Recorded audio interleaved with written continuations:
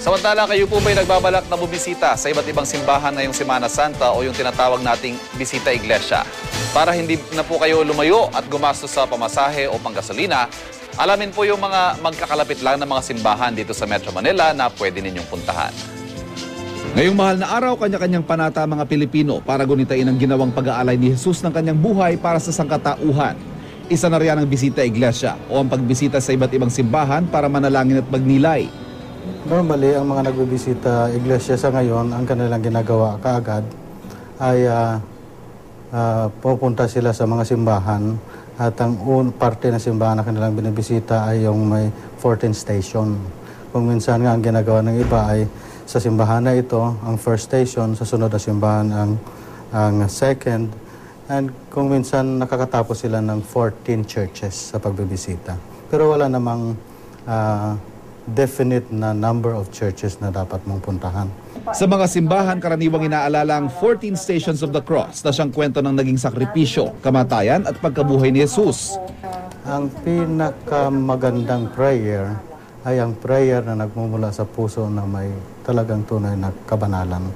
May mga taong wala man silang madalang novena o wala man silang set of prayers na dala-dala, pero yung kanilang pagbibisita iglesia is enough na because they prayed in a sincere manner.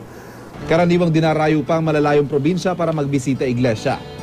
Pero para sa mga nagtitipid, maaari rin namang libutin ang mga makasaysayang simbahan sa Kalakhang, Maynila na hindi masyadong nagkakalayo sa isa't isa. Maaring unang puntahan ang Basilica ng Nazareno o Quiapo Church. Ang simbahang ito ay tirahan ng itim na Nazareno na pinaniniwalaang milagroso. Ilang minutong sakay lang mula rito, maaaring mararating na ang kambal na simbahan ng Our Lady of Loreto Church at St. Anthony Shrine sa Bustillo Street. Sa Loreto Church, makikita ang makukulay na depiksyon ng naging buhay ni Jesus sa mga stained glass na disenyo nito.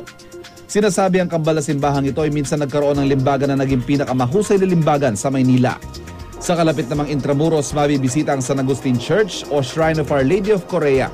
Ito ang pinakamatandang simbahan sa Pilipinas na naitayo mahigit 400 taon na ang nakararaan. Ipinapaalala sa publiko na ang katabing simbahan ng San Agustin, ang Manila Cathedral, ay nananatiling sarado para sa mga renovation. Kalapit lang ng Manila Bay, matatagpuan ang Our Lady of Remedies Parish o Malate Church.